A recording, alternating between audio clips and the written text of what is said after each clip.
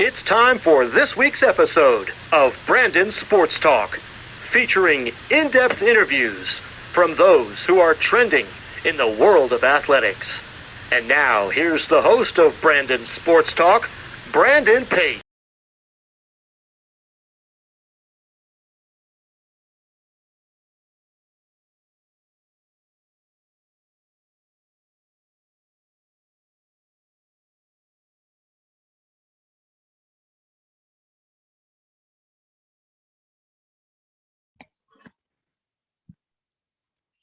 Welcome back to Brandon Sports Talk. In today's episode, I have the privilege to interview the Ultimate Fighter contestant for MMA Flyweight fighter, Laura Glora.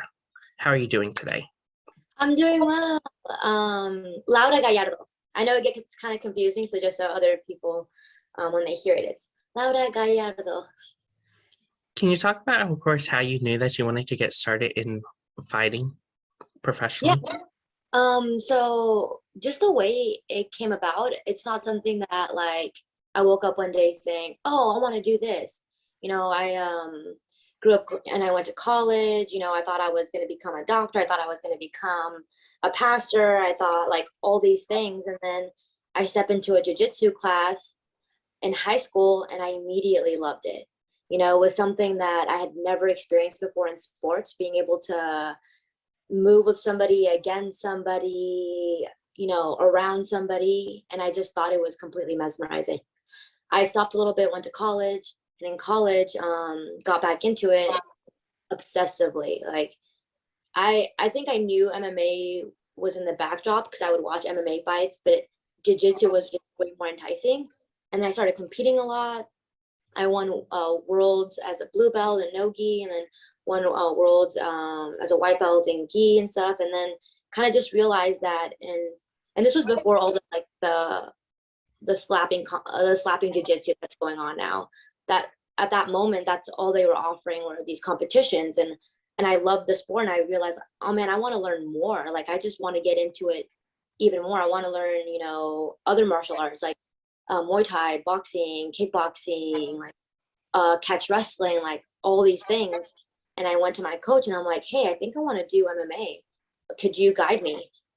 Because he had been training with Josh Barnett, and he was his training partner, and he knew Eric Paulson, and he had a gym right next to CSW. And he's like, you want to do MMA? And I'm like, yeah, I want to go for it. I want to go to the top. Like, I want to learn everything.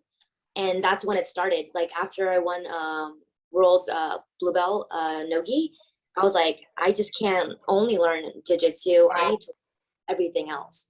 So yeah, that's how it started. It was never like a dream as a little girl. It was just something that like progressed because I found this sport that made me feel so at home, and then I just wanted more of it.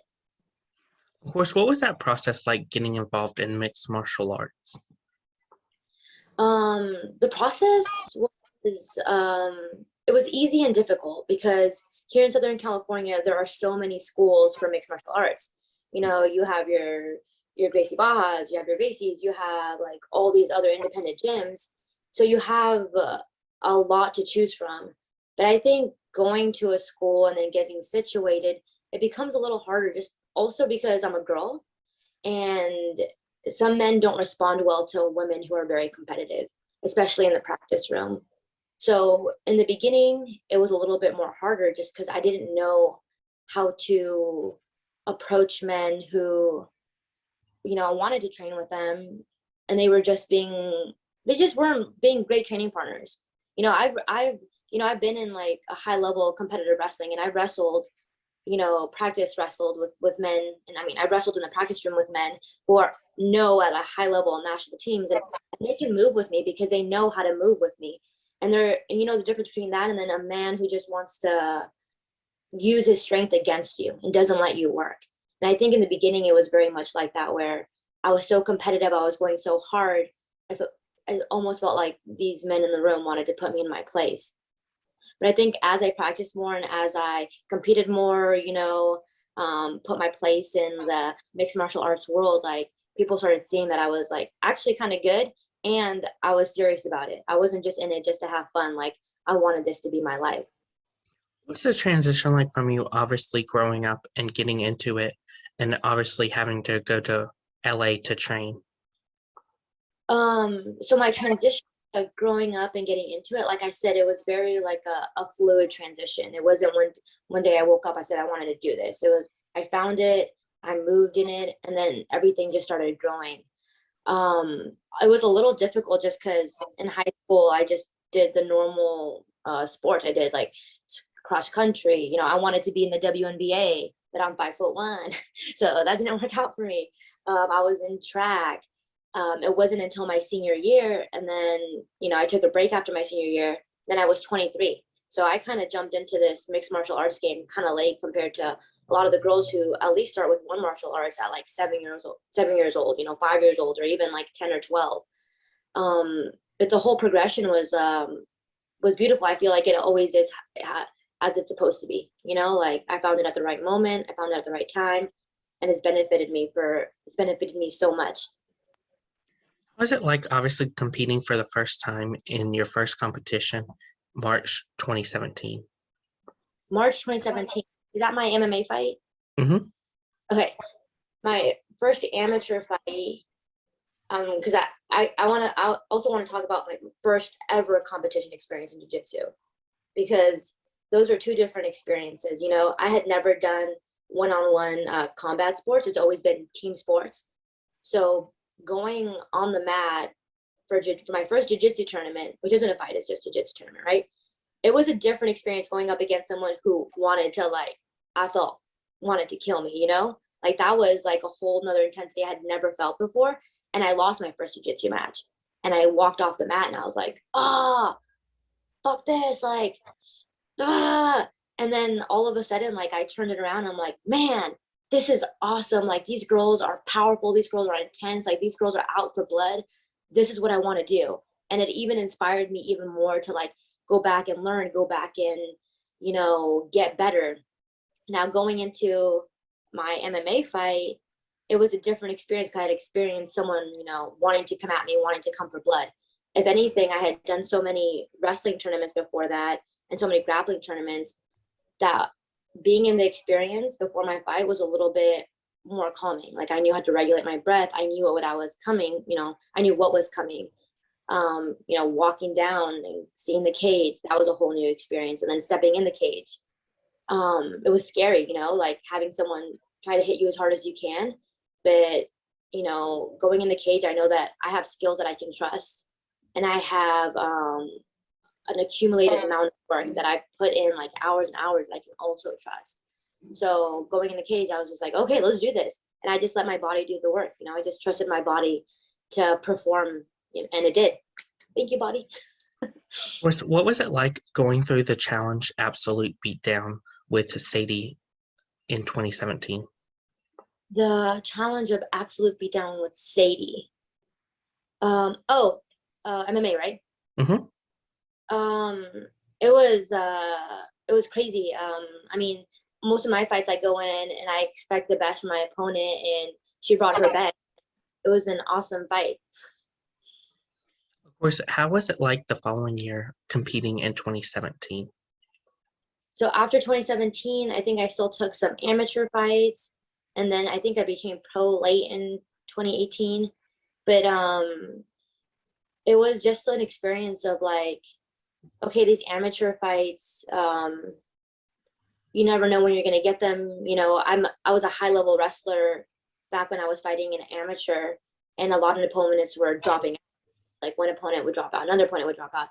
And it was just about having faith, you know, that this is the process, that a lot of people go through this. They go through a camp and an opponent drops out, and they go through camp and then not an opponent drops out. You get switched opponents 2 weeks before. So it was just a process of like learning what this MMA world was and is, you know, and being able to like create myself and just learn as much as I could, you know, because those were my amateur years. So I was still practicing. I am practicing a lot, but was just trying to learn and absorb as much as I could. Of course, what was the transition like from going from amateur to pro MMA? So I always get asked this question because people think that like the transition is like, oh, like this whole big thing, but it literally is you just choosing to be pro. So the whole transition was like, my coach was like, I think you're ready to be pro. And I'm like, you think I'm ready? And he goes, yeah, you can't get any more amateur fights. You've been beating all these girls. And I was like, okay, let's go pro.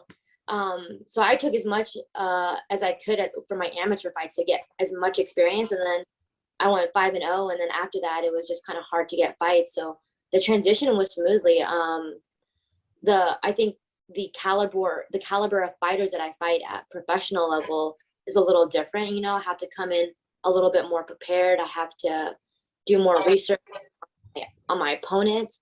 But the whole transition was just smooth. It was something I knew I had to do, something I wanted to do, and something my team agreed with. Of course, speaking about that, what is the preparation like preparing for your fights? So I when I talk to my coaches, and especially I have one strength coach who kind of organizes it for me in fight camp. You know, I want to be able to hit all these practices, do some at a certain intensity, and then be able to, you know, hit another like practice at a lower heart rate. And then what I'm slowly doing is getting myself prepared for like peak week, right? Where like I feel the best.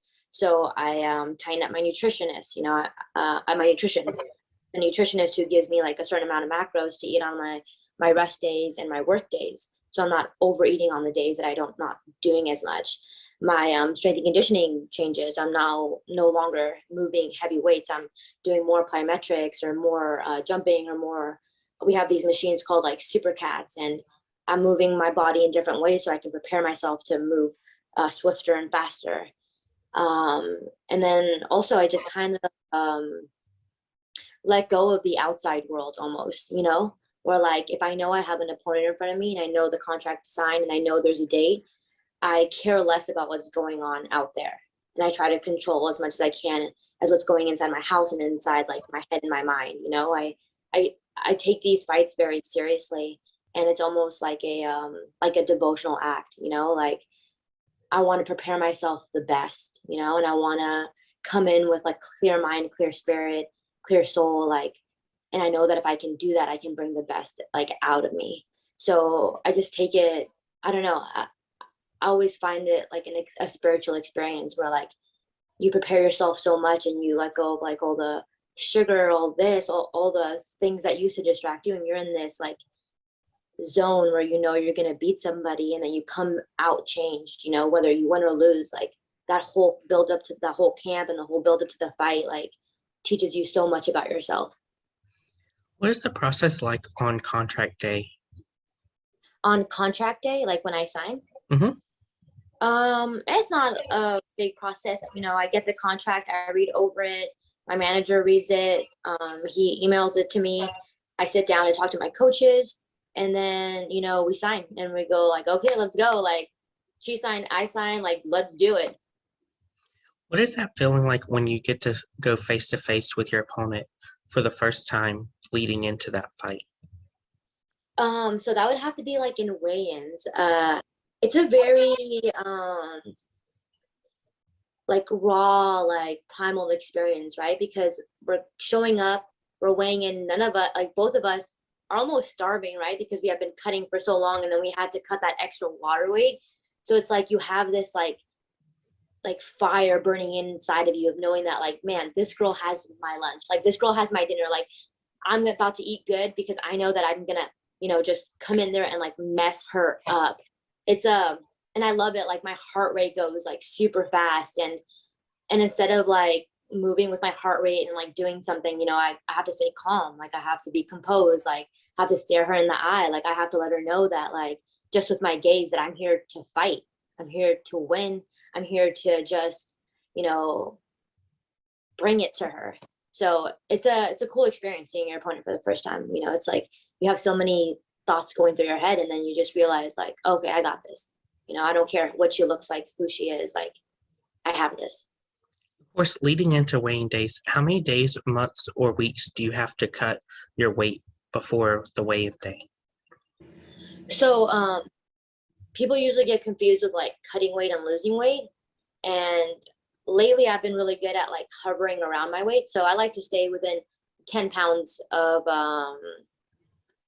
my weight class. So let's say, you know, in the beginning I was fighting 125.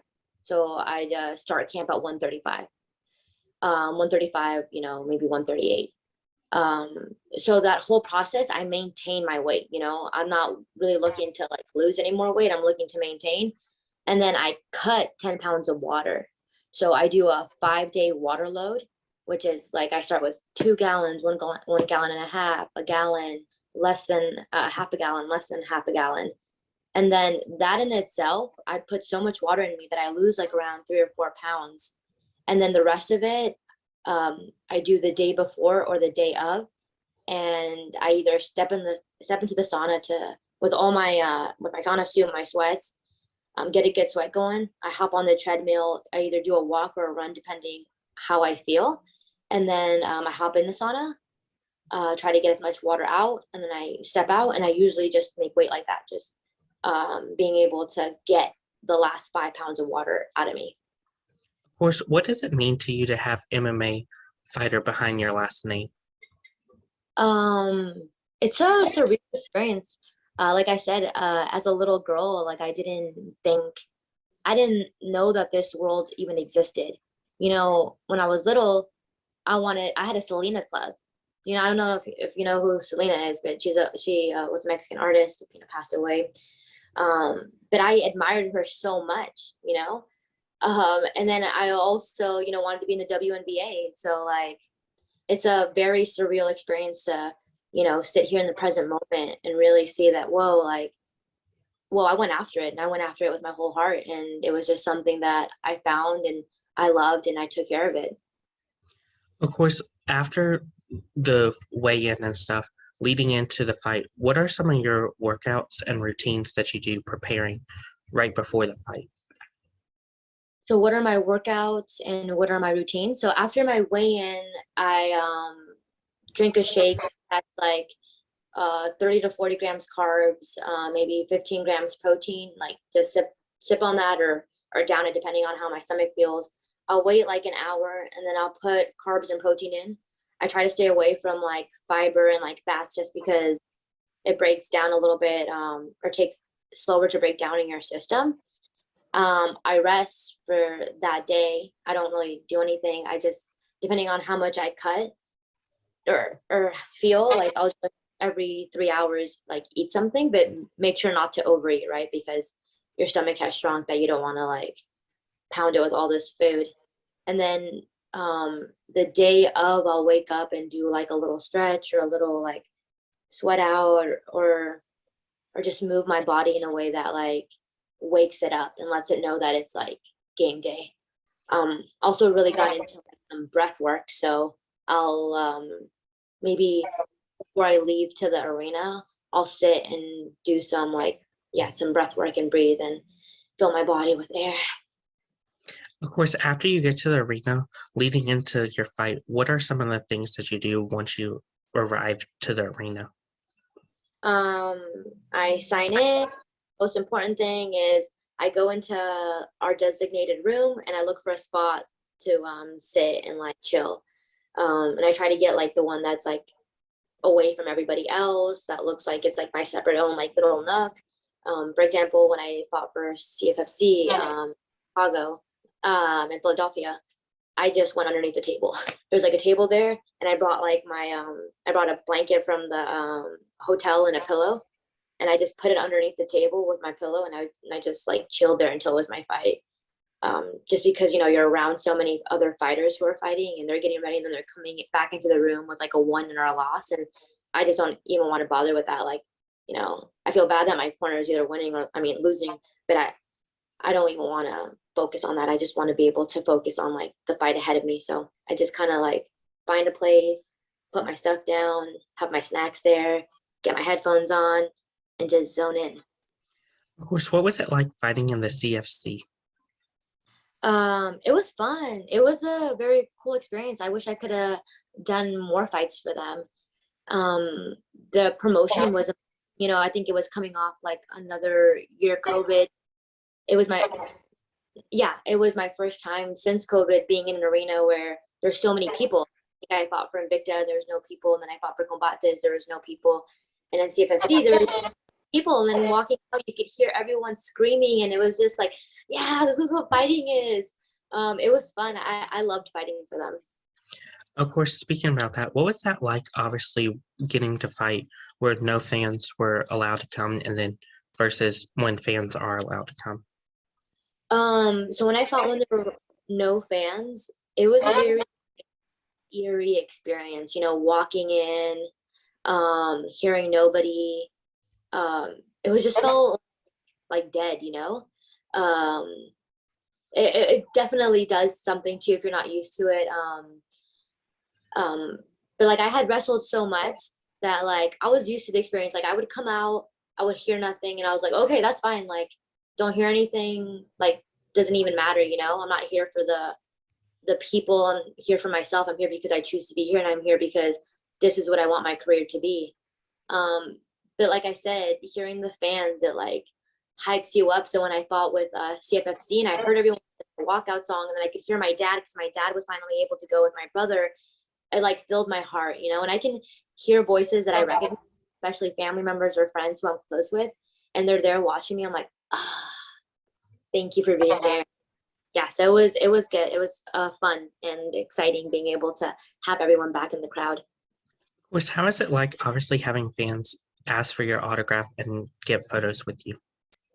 Like it's a weird experience, because I am just a normal person, I'm not at any high level yet. So when I hear people who want that, I feel very humbled, and like very grateful, because they're the ones coming out paying tickets, they're the ones buying merchandise, they're the ones, being able to at a certain point like support us and help us. So it's like weird because I do this because I love it, not because I want to get autographs and all this. But when I hear someone who wants it, I'm like, oh my God, you want my autograph? You want my picture? Thank you. How does it feel after the fight, having your hand raised, knowing that all of your hard work paid off for that fight?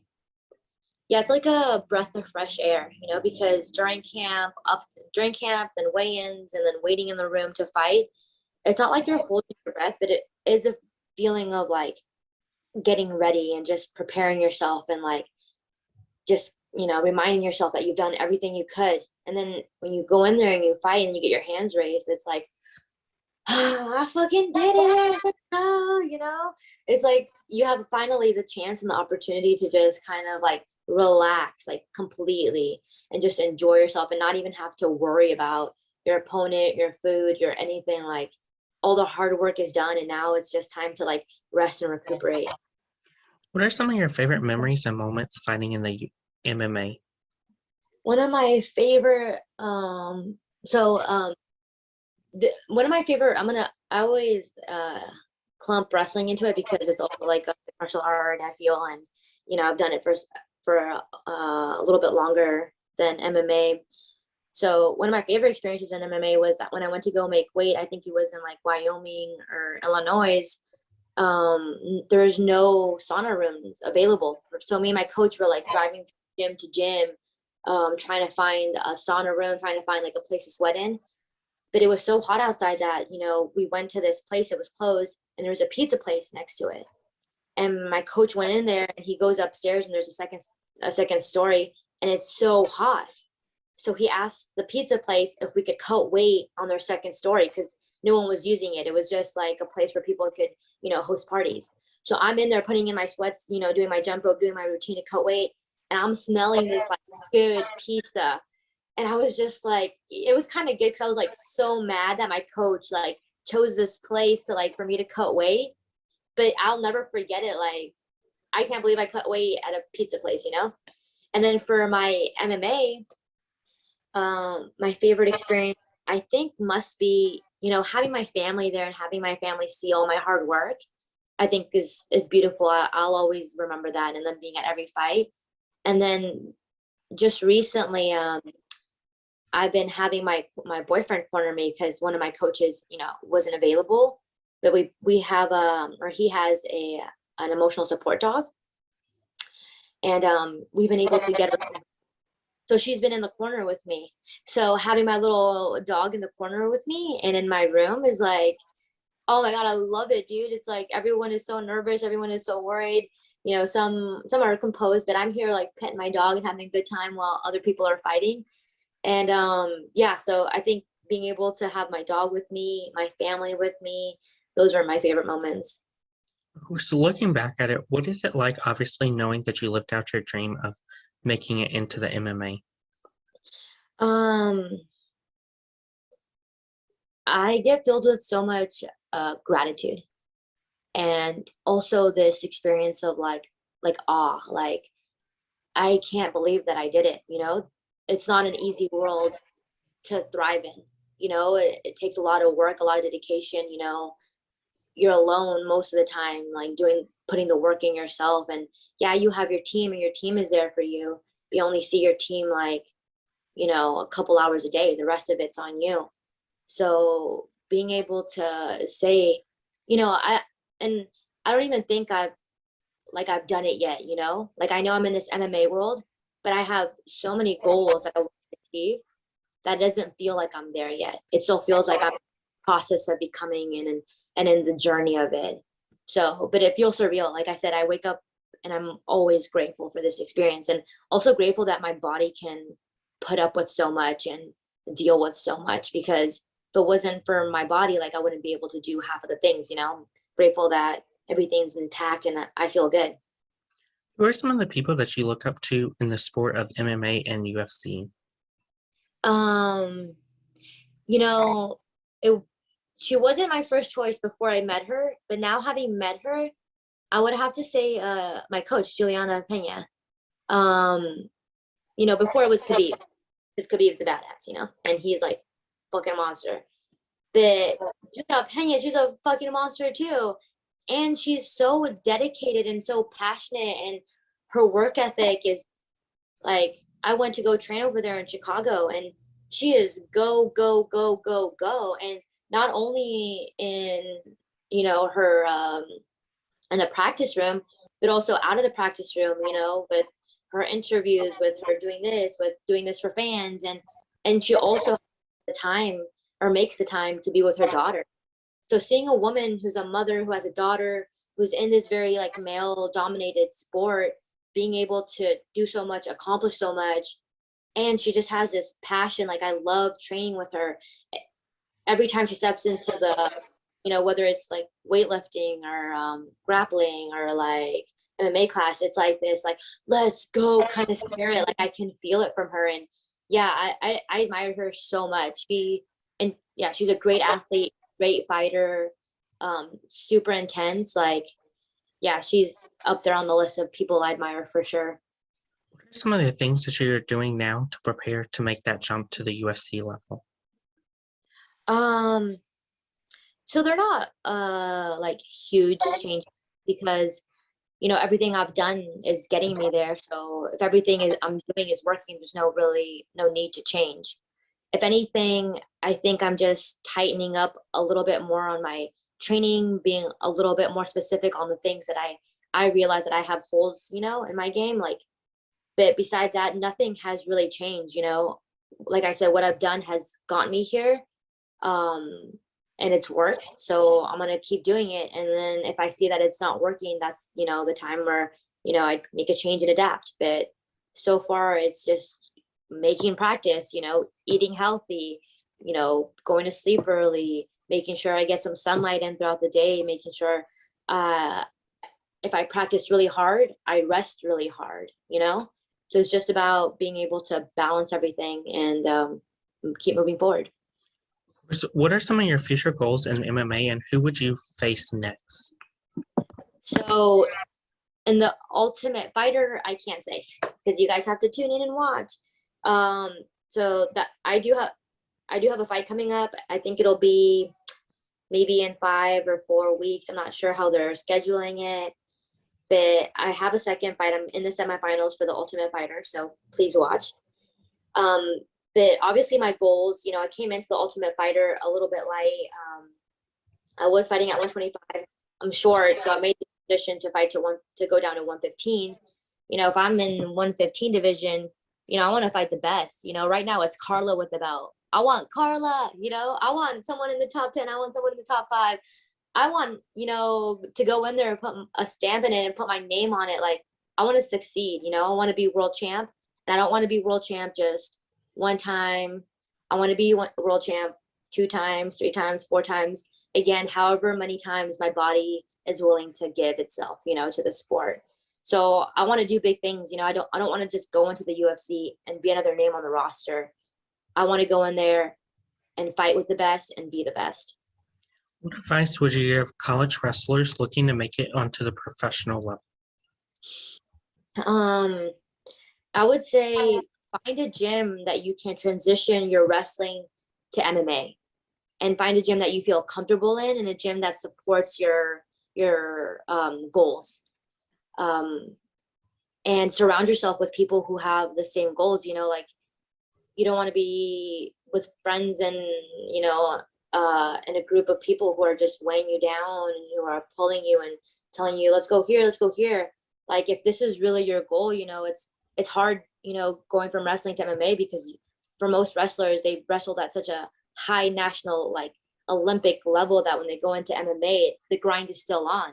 They're going into an even bigger pool of like people who know so many different things. So for my advice, it'd be find a gym where you can transition your wrestling to MMA and mix in your boxing to wrestling, or kickboxing or Muay Thai to wrestling, and focus on that, because if you can mix your hands with your wrestling, you're unstoppable.